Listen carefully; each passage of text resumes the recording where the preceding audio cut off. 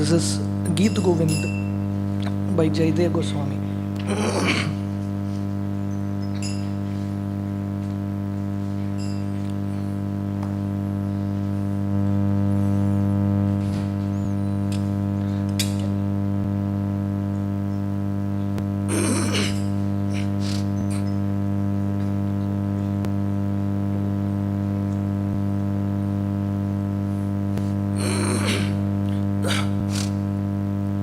हरे कृष्णा.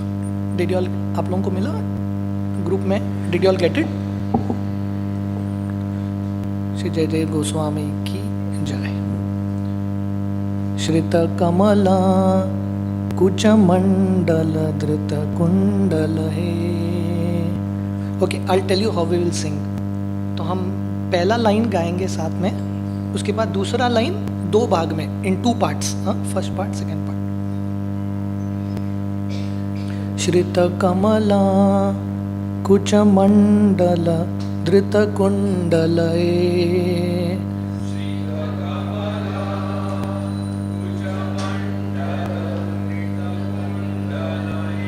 श्रित कमला कुच मंडल धृत कुंडल है.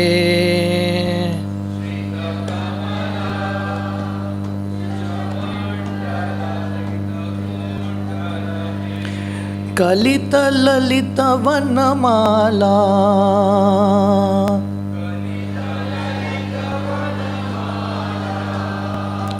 जय जय देव हरे.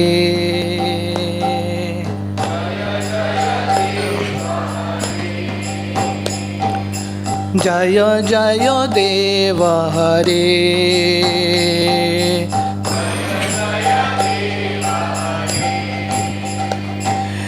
दीनमणि मंडल मदना भवकंडन है.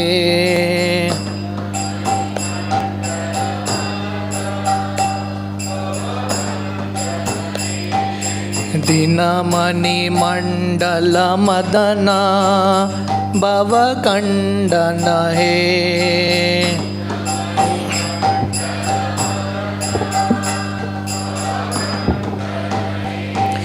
मुनि जन मानस हंस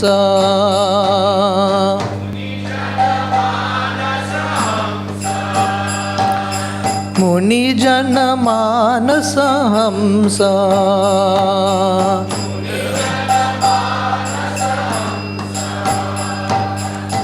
जय जय देव हरे.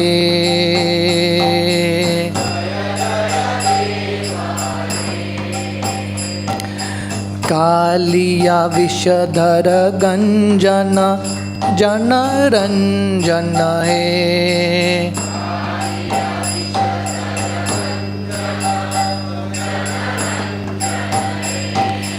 कालिया विषधर गंजन जन रंजन है.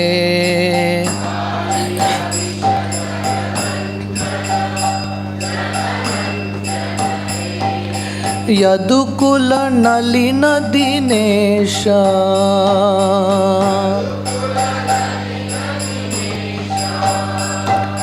यदुकुल नलिन दिनेश.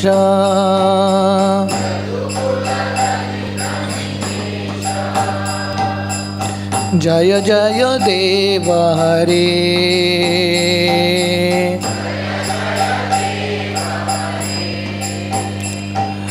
मधुमुर नरक विनाशन गरुडासन है.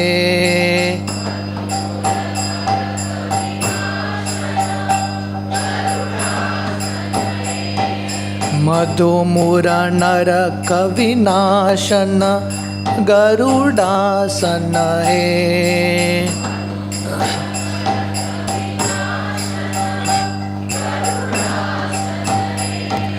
सुरकुल केली निदान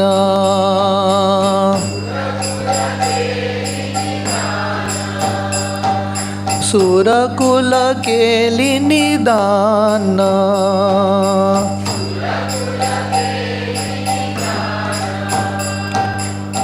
जय जय देव हरे।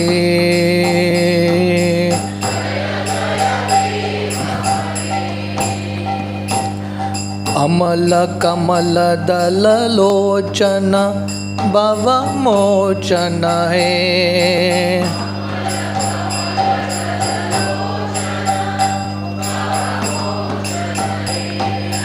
अमल कमल दल लोचन भव मोचन है।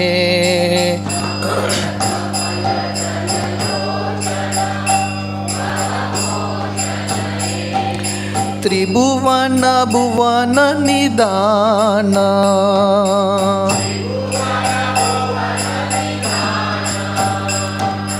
त्रिभुवन भुवन निदान,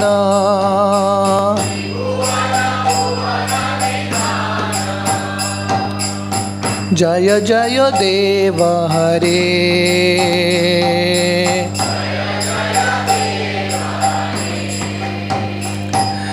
जनक सुता कृत भूषण जित दूषण है।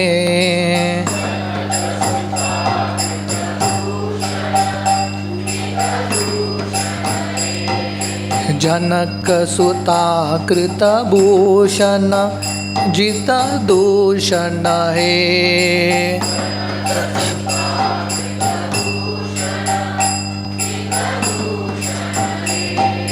समर शमित दश कंठ,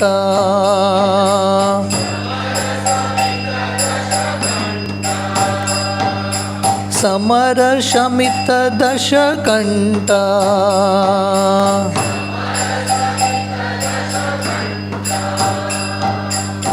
जय जय देव हरे।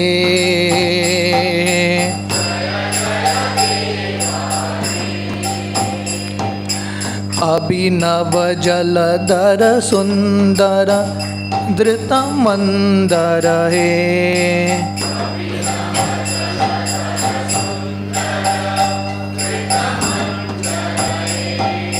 अभिनव जलधर सुंदर धृत मंदर है।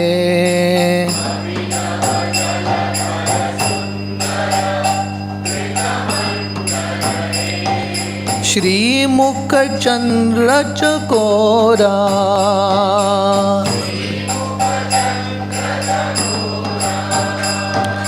श्रीमुख चंद्र चकोरा,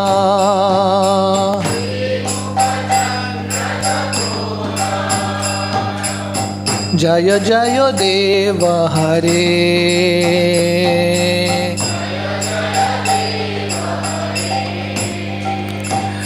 तव चरणं प्रणतावयम् इति भावये।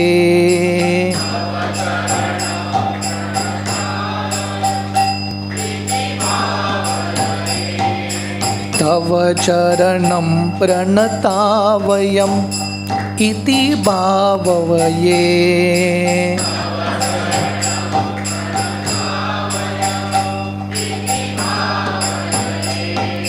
कुरु कुशलं प्रणतेषु,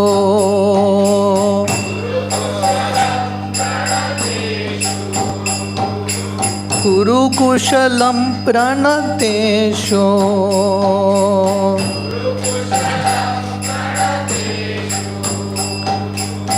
जय जय देव हरे।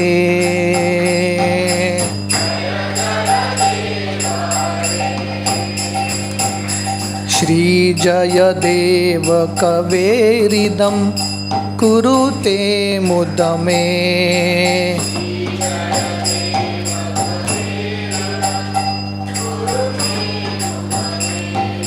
श्री जय देव कवेरिदं कुरुते मुदमे।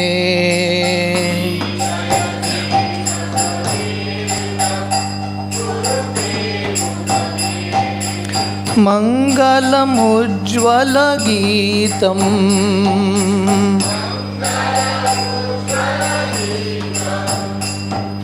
मंगलमुज्ज्वल गीतम्,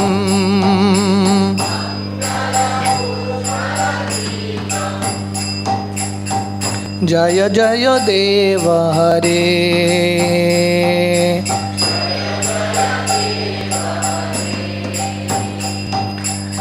जय जय देव हरे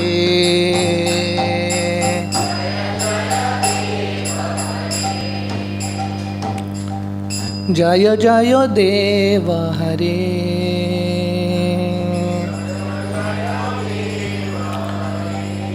श्री जयदेव गोस्वामी की जय। ओम ज्ञानतिमिरन्धस्य ज्ञानाञ्जनशलाकया चक्षुरुन्मिलितं येन तस्मै श्रीगुरवे नमः। श्रीचैतन्यमनोभीष्टं स्थापितं येन भूतले स्वयं रूप कदा मह्यं ददाति स्वपदान्तिकं। वन्देऽहं श्रीगुरो श्रीयुतः पदकमलं श्रीगुरून् वैष्णवांश्च श्रीरूपं साग्रजातां सहगणा रघुनाथान्वितं तं सजीवं साद्वैतं सावधूतं परिजनासहितं कृष्णचैतन्यदेवं श्रीराधा कृष्णपादान् सहगणा ललिता श्रीविशाखान्वितंश्च। नमो ओं विष्णुपादाय कृष्णप्रेष्ठाय भूतले श्रीमते भक्तिवेदांत स्वामी इति नामिने। नमस्ते सरस्वती देवे गौरवाणी प्रचारिणे निर्विशेष शून्यवादी पाश्चात्यदेशतारिणे। वंचाकल्पतरुभ्यश्च कृपासिन्धुभ्येव च पतितानां पावनेभ्यो वैष्णवेभ्यो नमो नमः। जय श्री कृष्ण चैतन्य प्रभु नित्यानंद श्री अद्वैत गदाधर श्रीवासादि गौर भक्तवृंदा। हरे Krishna Krishna Krishna Krishna Hare Hare Hare Ram Ram Ram Hare Hare.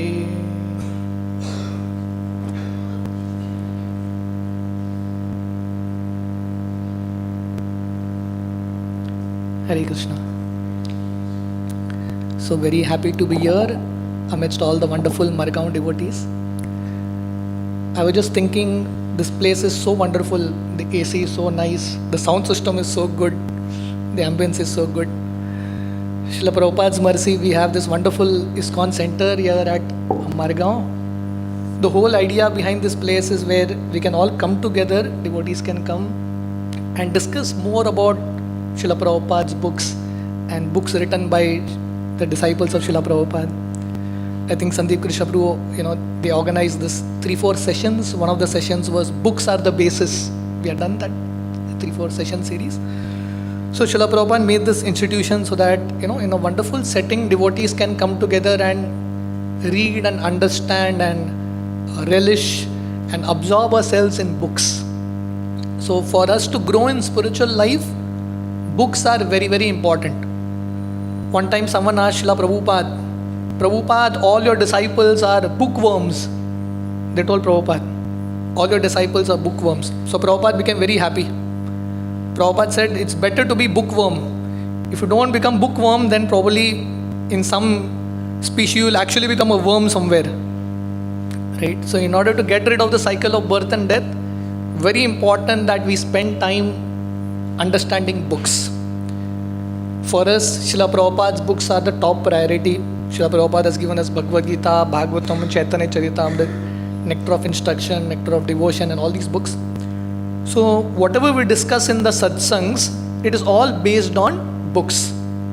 There's no speaker who is inventing something of his own. It's all based on Shastras.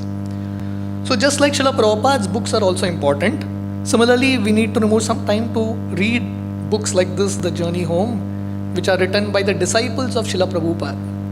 Because these disciples have had such very close association of Srila Prabhupada, and these are like great souls, contemporary acharyas who are walking the surface of this earth. Reading such books also nourishes your heart in a very powerful way. There's a verse in Bhagavatam, Nityam Bhagavata Sevaya. One should regularly serve Bhagavat. And Srila Prabhupada explains there that there are two types of Bhagavat. One is book Bhagavat, and the other is a person Bhagavat, one who lives according to book Bhagavat. Book Bhagavat is very important, but sometimes book Bhagavat is very philosophical, right? So, but when we read the story of some great personality who has lived in accordance with that book Bhagavat, you are able to connect. Book Bhagavat teaches you principles and stories of great personalities like Srila Prabhupada and all these great acharyas. When you see those principles reflecting in their life, you can understand the same principles through a case study or through a story. How many of you all have read Radhanath Swami Maharaj's Journey Home book? Please raise your hands. Good. Quite a few devotees have read, and quite a few devotees have not read. So this seminar will be useful for both. For those who have read, it is like you all can, recollect all those past times that you all have read and come across. And for those who have not read, this is like a little introduction to this book. This book is such an amazing book. It has so many life lessons that Maharaj gives in this book. This book is entitled The Journey Home. So all of us in life are on a journey. We are on a yatra. And we all want to reach home. Home is a place where there is security, there is love, there is safety, relationships. That's what we are looking for. So we are all in that search for that home, that divine abode. So here is the story of a young boy called Richard Slavin. Way back in the 1970s, he leaves his land, his country, America, in search of God. He has no clue who God is. He has no understanding of how to find God, nothing. But there is a sincere yearning, a sincere desire to achieve God. So this book has a lot of life lessons, but one central lesson is this, that if you don't know anything, there is one thing that you should definitely have, that is a sincere desire. And Lord Krishna definitely answers your sincere desire. Lord Krishna tells in the Bhagavad Gita, Tesham satata yuktanam bhajatam priti purvakam dadami buddhi yogam tam yena mam upayanti te. So Lord Krishna says, anyone who wants to achieve Him, Lord Krishna gives the intelligence. He sends people in such a person's life in which such a person can go closer to Krishna. So this story is the story of one young boy, Richard Slavin, who left America in search of God, how he lands up in Vrindavan, how he meets Srila Prabhupada. It's an amazing story. We have named this seminar as The Heart of a Vaishnava. A Vaishnava is definitely one who chants Hare Krishna. When Sri Chaitanya Mahaprabhu was in Jagannath Puri, the residents of Kulina Gram came and asked Mahaprabhu, who is a Vaishnava? Mahaprabhu said, anyone who chants Hare Krishna is a Vaishnava. But along with that, we understand that being a Vaishnava is something very, very high. We may call ourselves a devotee, but what a devotee means is a very high standard. So what is the heart of a Vaishnava? What are the qualities that a Vaishnava should have so that we can attract Krishna's mercy in our life? This story has very important lessons which we can reflect on, and even if we can apply few of them, our life will be very, very perfect. So without further delay, there are a lot of stories and lessons, but in whatever short time we have, we'll try to share something. You all can repeat this shloka after me. Param Puja Radhanath Swami Maharaj, at the start of this book, he writes this verse, which sets the entire mood for this book and the entire mood, the purpose of our life, why we are there in this Krishna conscious movement. This is the prayer of Kunti Maharani. You all can repeat this verse after me. Tvai me ananya vishaya matir madhupate sakrit ratim udvahatat adha gange vogam udanvati. So Kunti Maharani is praying to Lord Krishna, my dear Lord, my dear sweet Lord, just like Ganga continuously, non-stop it flows, overcoming all obstacles to reach the sea. My dear Lord, my only prayer is, let my attraction be only to you and let my attraction not be diverted to anything else. such an beautiful and an exalted prayer. So this should be our sincere desire. We may be in a level where we have unlimited distractions. Our mind is everywhere. But at least when we come in front of Krishna, we should at least pray to Krishna that Krishna, please remove all those distractions so that I can just focus on you and let my mind be on you. So this book will inspire all of us how we can focus our energy, our mind more and more in Krishna. Radhanath Swami Maharaj writes in this book, how did he get the idea of writing this book? Maharaj is a very humble and a very modest person. He never speaks about himself. If you have seen Maharaj's vocabulary, he will never speak his stories, nothing. You see, Maharaj wrote this book somewhere in 2005, 2006, 7. That's where he started. But this story happened in 1970s. And we have been hearing Maharaj's lecture for like 20-25 years. None of those lectures Maharaj has mentioned any one of this story. For all of us, if we have even one of these experiences, we will make a story viral in the social media. This is what has happened to me. But Maharaj was quiet for all these years. He never wanted to speak about himself. But in 2005, Radhanath Swami Maharaj's best friend, Bhakti Tirtha Swami Maharaj, who happened to be an Afro-American, he was diagnosed with terminal cancer. So the doctors told him, you have a few months to live. So Bhakti Tirtha Maharaj called up Radhanath Maharaj and told him, my desire is, in my final days, I want you to be with me. I want to die in your presence. For Maharaj, it is always people over projects. So Maharaj was already quite famous by that time in 2005. He had programs all over the world lined up. But because his dear friend told him, please stay with me, Maharaj, without a second thought, he cancelled all those programs just to stay indefinitely with Bhakti Tirtha Maharaj. And in one of those days, Bhakti Tirtha Maharaj takes the hand of Radhanath Maharaj in his hand and tells him, I want you to give me a promise. And he tells him, this story of yours. Bhakti Tirtha Maharaj was a very close friend of Radhanath Swami. He knew all these stories. No one else knew, but Bhakti Tirtha Maharaj knew it. And he also knew that Radhanath Maharaj will never speak about it. So he made him promise, please promise to me on my deathbed that you will write this story in the form of a book. This is not your story. This is a story of how Krishna has brought a living entity at his feet. Don't be a miser, write this book. So Radhanath Maharaj at that point promises that he will write a book. So in honor of his friend's promise, Maharaj writes this book. So the first lesson, so basically the way we'll be doing this presentation is we'll have a story and then a lesson that we can learn from. The lesson is, okay, so after Maharaj wrote that book, Journey Home, Radhanath Maharaj's preaching scaled up to another level. Maharaj was already preaching around the world, but after that book, he became an international celebrity. Presidents, prime ministers of countries started to meet him.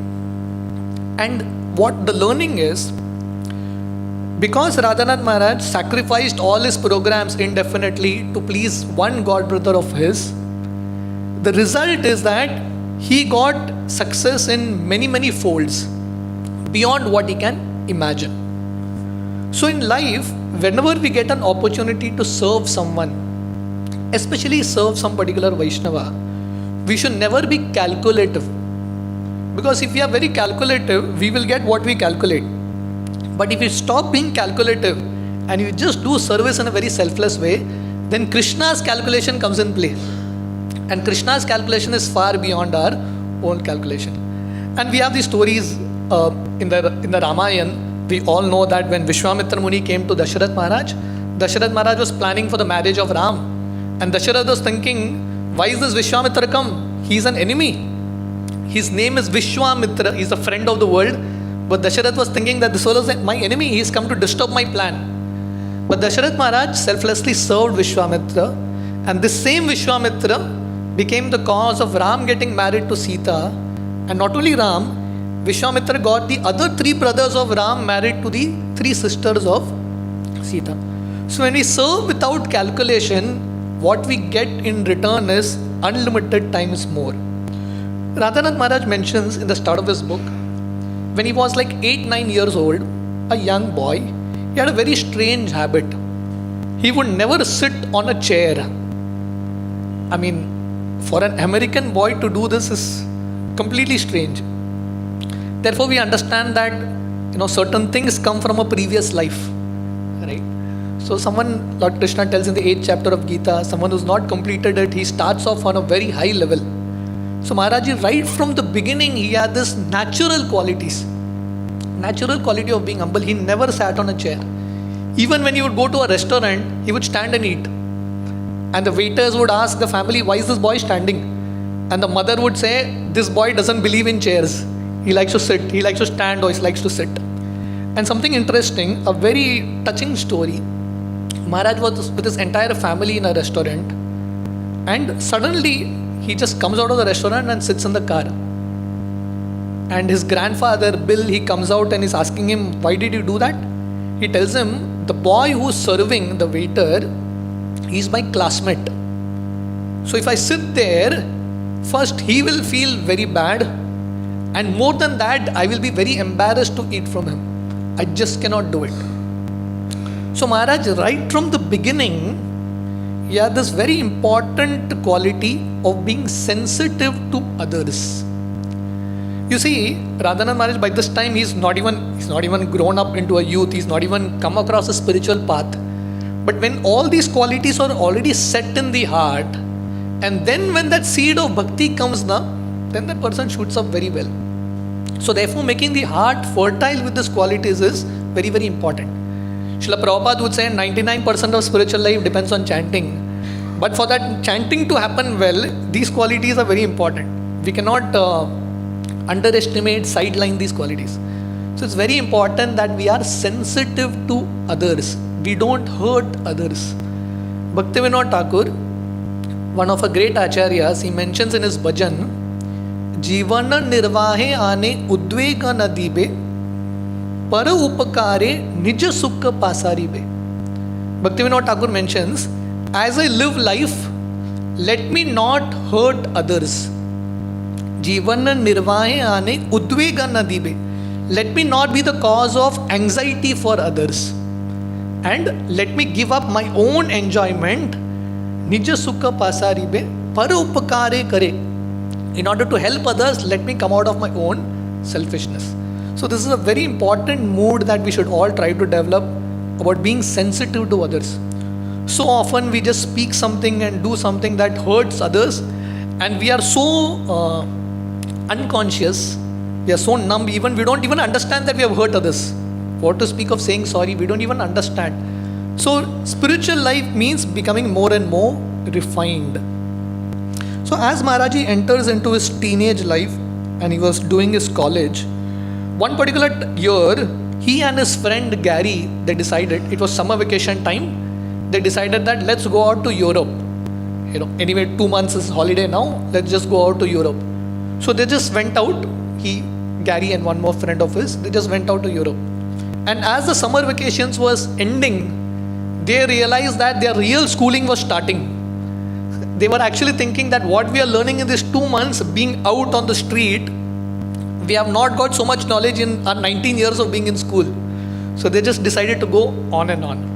And as they were hitchhiking, taking lift from one place to another, by this time they had exhausted all their money also. They come to Greece.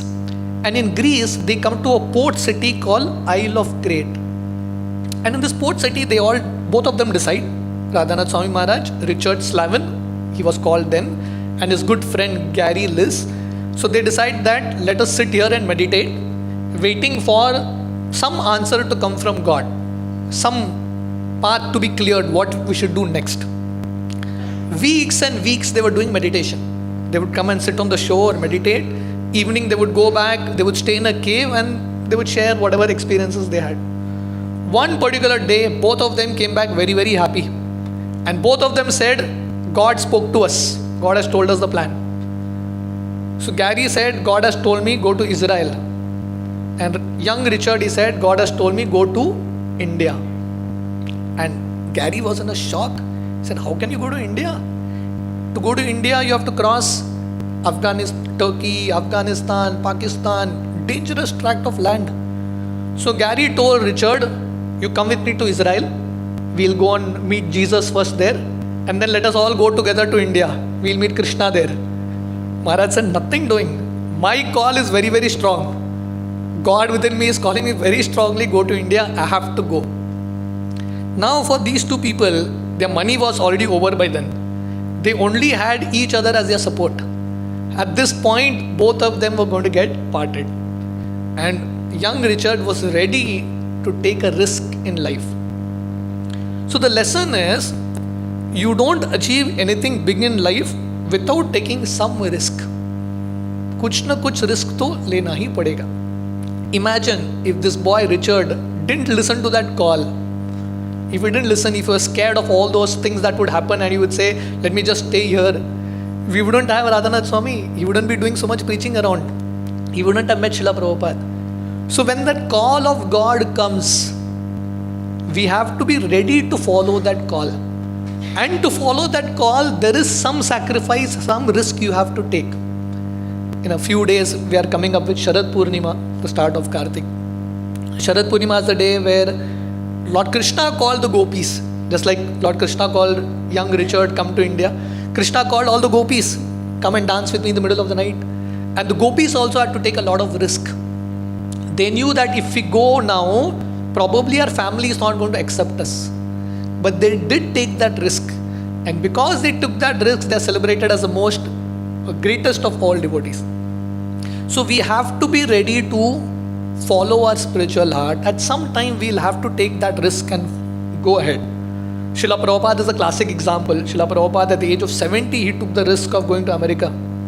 Without any contact, without any money, without even health, Prabhupada goes to America. Imagine if Prabhupada didn't take that risk, we wouldn't have the society, we wouldn't be sitting here, right? So they say in English, the biggest risk in life is not to take any risk. If you're stuck in your comfort zone, you'll not achieve anything. So Krishna is there outside our comfort zone. And especially as devotees of Krishna, Srila Prabhupada inspired all of us in this preaching mood. And the mood of preaching is, you have to be risk takers. Srila Prabhupada would say, my only problem is I cannot think small. Right? You have to be big thinkers and you have to take that risk. This movie Mahavatar Narasimha is classic example of risk taking. This director, Mr. Ashwin, he didn't know also whether this movie is going to go or not. He didn't even have money. They sold all their properties and invested in it. And this movie has become a super hit. So there are n number of examples to inspire all of us that in our own life, we all have our comfort zone. And in our own life, Krishna is calling us in some way or the other to inspire us to surrender to Him. It is up to us whether we want to come out of that comfort zone or just stay stuck there. So Maharaj, in his travels, he comes to Afghanistan. And in Afghanistan, there is this place called Kandahar. So Maharaj was meeting one person, one Muslim guy called Haris. So they were in a rooftop, evening time, very cold. And suddenly as they are discussing, this Haris, he put his head on top and started to howl like a wolf. Maharaj was scared. What is this guy doing? Suddenly imagine you're talking to someone and that fellow is starting to howl like a wolf. You'll really get scared, right? So Maharaj was very scared. And this Haris howled like a wolf, put a rope down. And he pulled that rope on top. A mongoose came out. And as they were discussing, this mongoose climbed the back of Richard, Radhanath Swami. And by that time he had long hair, because that was a style, hippie culture. He had very long hair. So this mongoose went on the neck and took rest under that hair, because probably it was feeling cold, it wanted some warmth. Went and sat there. So Radhanath Maharaj is thinking, what is this happening? So he's telling Mr. Haris, please remove this mongoose friend of yours. Haris said, no, this mongoose has gone to sleep.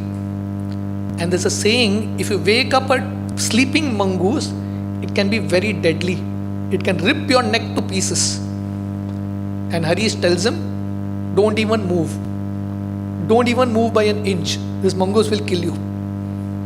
And Haris slowly, he's talking to him for some time and then he feels sleepy. He goes away.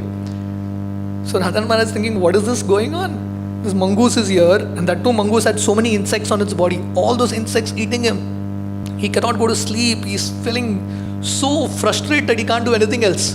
And the weight is also heavy. His neck is like paining so much. But he had to tolerate. 6 hours the mongoose was there in that neck. So Maharaji explains in that Journey Home book, the first few hours he was so frustrated. All negative thoughts were coming in. Why did I leave my home? Why did I come here? Why did this Harish do this? This fellow was such a useless guy. Why did this mongoose come? And so many thoughts. The whole world became his enemy. But suddenly he realized that there is no point thinking negative. I'm already miserable because the mongoose is here. Now if I think negative, I'll become more miserable. So he started to think, probably there is a reason why this mongoose has been sent in my life. And he thought, as soon as he thought this, that what is this reason, he started to think in that direction. He got an answer that probably this mongoose has come to teach me the quality of patience. So Maharaj was thinking, it is just the start of my journey. And in order to achieve God, this quality of patience is very important. Probably this mongoose is not an enemy as I think him to be. Probably he's a friend who's coming to teach me something. This one thing you'll find throughout the journey home. Maharaj goes through many different situations, very difficult, very troublesome situations. But in every situation, he sees that situation as a blessing, as an opportunity to go closer to God. Situations in life are not under our control, right? When problems will come and sit on our neck, we have no idea what kind of problem it's going to be. How we perceive that situation is very much in our hand. Therefore, the saying in English, the mind can make hell into heaven and heaven into hell. If you are able to perceive the situation in a good way, even if you are in hell, you can still feel peaceful. But if you are not able to perceive a situation in a particular way, even if you are in heaven, you will be miserable. So it's ultimately a mind game. How do we perceive various people and various situations in our life? So this quality of patience is very important. Srila Rupa Goswami speaks about this quality of dhairyat. We see in the life of Srila Prabhupada. Prabhupada went in the year 1966. Prabhupada started ISKCON. But Prabhupada started to preach way back from 1922 when he met his Guru Maharaj. So 40 years Prabhupada was literally struggling, trying, but no results. And because he tried with so much patience, and finally there is ISKCON through which he gets success. We have the example of Shabari, who is ready to wait her entire life patiently for Lord Ram to come. When Maharaj was in Kandahar, when he was just leaving Kandahar, he saw one blind boy, a Muslim boy, no eyes, very not beautiful looking. But this boy was singing in his own Urdu language the glories of Allah with such love. That boy, he was not only happy, but he filled happiness in that entire area. So Maharaj learned a very important lesson looking at this boy, that happiness is not on externals. It's not dependent on things. Happiness is dependent on your connection with God. Therefore Lord Krishna tells in the Bhagavad Gita, Bhaya sparshesu asaktatma vindati atmani yat sukham sa brahma yoga yuktatma sukham akshayam ashnute. Sukham akshayam ashnute. Akshaya means eternal. Just like we have Akshaya Tritiya, na? People buy gold on Akshaya Tritiya, hoping that the gold will keep increasing more and more. I don't know for how many people it has happened, but good thought. So we all want happiness. Sukham akshayam ashnute. We want eternal happiness. So where is eternal happiness? Lord Krishna tells here, Bhaya sparshesu asaktatma. If you want eternal happiness, it is not on the external level. You have to be detached on that external level. And where you will find it? Sa Brahma Yoga Yuktatma. One who connects to that Supreme, that is a person who is going to find eternal happiness. We have in our scriptures the example of Sudama, who was very poor but very happy with his connection with God. And in the same scriptures, you have the example of Hiranyakashipu, who had everything, but he was not at all happy. So happiness is in your connection with Krishna, right? The more rich you are, the more deeply you are connected to Krishna. So when Maharaj from Kandahar, he comes to a place called Kabul. And in Kabul, he is sitting out, next to a river, doing his meditation in the middle of the night, very freezing cold. there was a very beautiful lady, a Dutch lady, who comes to him and tells him, please come to my house. And Maharaj, anyway, he was feeling very cold there. He goes to this lady's house. She feeds him cake and milk and everything. He's like, Maharaj is like very happy. After a long time, he's getting some food. And then he's given a bed. Maharaj goes to sleep. When he's up, almost asleep, this lady comes completely undressed and tells Maharaj that I want to enjoy with you. Now, this is like a big temptation. So Maharaj at that point, he had like few seconds to deal with the situation. And not only this, there was a bodyguard, an Afghani bodyguard of this lady, and this guy was pressuring him, enjoy with this lady, otherwise I will kill you. So Maharaj had this lady and this bodyguard, difficult situation. So Maharaj gathered himself. In those few seconds, he made a call. He pushed this lady, escaped from this bodyguard and ran away. And Maharaj, as he was running and running and running, he started to think that this kama, this lust is so powerful that it can completely devour a person. Person even doesn't know what he is doing, whether it's right or wrong. And Maharaj also started to reflect, why in the spiritual tradition, so many people take to the order of renunciation in order to overcome all these propensities. Today is the day of Dashara. Today is the day where when Lord Ram killed Ravan. Ravan represents lust. Ravan in his Lanka, he had the most beautiful women. All the beautiful women in the world, he kidnapped them and brought them to Lanka. Still Ravan was not satisfied. Lord Krishna tells in the Bhagavad Gita, lust is like fire. The more you feed it, the more it is going to burn. And the only way you can actually get rid of this disease of lust, this fire of lust, is by the mercy of Lord Ram. So Radhanath Maharaj at that point, he didn't even come to India, but he had this understanding that why in spiritual traditions, in all traditions, whether it is Christian religion, Hindu religion, people take up to the order of renunciation. That day, that night, Maharaj made a vow that I will become a lifelong celibate. Can you imagine this? The 4 regulative principles Maharaj started to follow it even before he met Srila Prabhupada. So Maharaj mentions there that in order to overcome this passion, Lord Krishna tells in the 3rd chapter of Gita, Kama esha krodesha rajogunat samudbhava. This lust is born out of rajogun. Rajogun is called passion, the mode of passion. In order to overcome that passion, one needs passion for something else. When one is passionate about spiritual life, when one is very enthusiastic, eager to experience that connection with Krishna, then only it is possible. Therefore, we have example of Haridas Thakur, Raghunath Das Goswami. They all had temptations in their life, right? But they all overcame these temptations because they had a higher calling, a higher taste. Param drishtva nivartate. Because they were experiencing a higher taste, their thirst for experiencing love for Krishna helped them overcome that urge for lust. So as Maharaji, he's traveling through all these places. I'm not getting into each and every story, but I'm just selecting few. As Maharaji travels to all these places, he crosses Pakistan, the border. There also, the guard was not allowing Maharaj, but Maharaj was literally begging.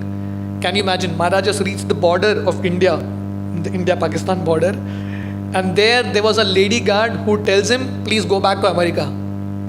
It's basically like in Ras Leela, in Sharad Purnima night, when Krishna was called all the gopis left everything and came to Krishna, and Krishna is telling all of them, I just wanted to test all of y'all, now y'all can go back.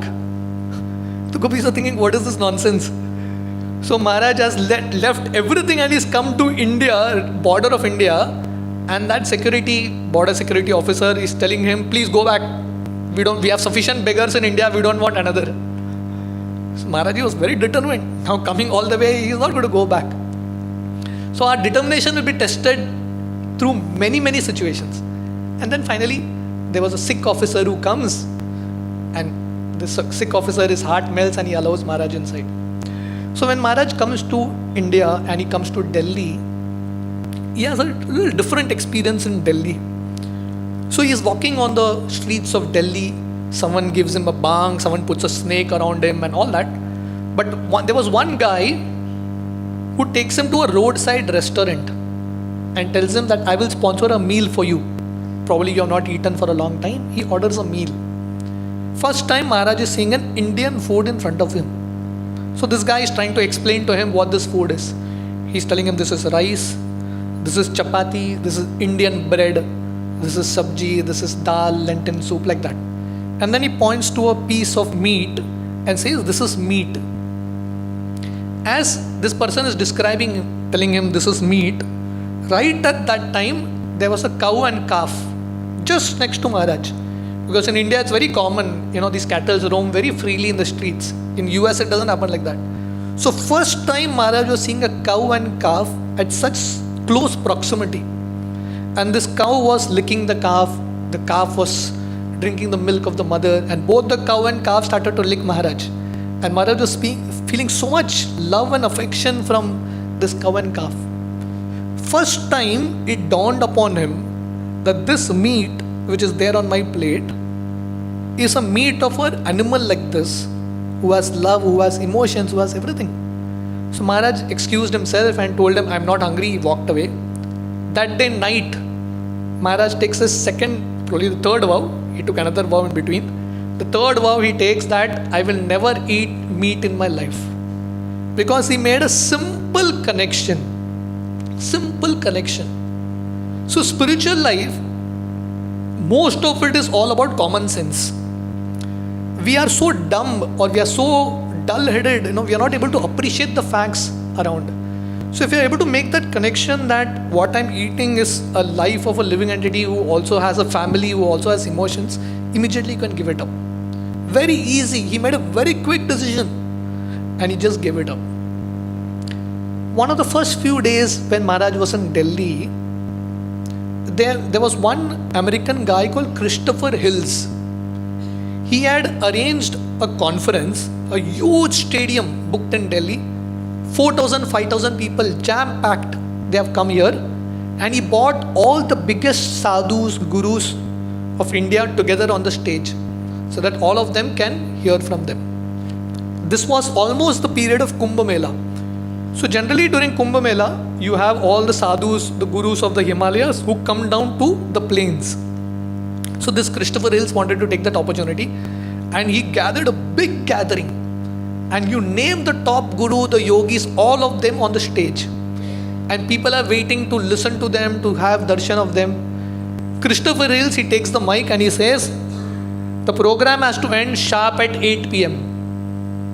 So one guru, he takes the mic and starts to give his speech, his bhashan or whatever, pravachan. And he is going on and on, because once a spiritual guru starts to speak, very difficult to stop. So this was going on and on. All the others started to get irritated because they understood that we are not going to get chance. Now it is the guy who is powerful, survival of the fittest. Everyone started to jump to hold that mic because everyone wanted to speak.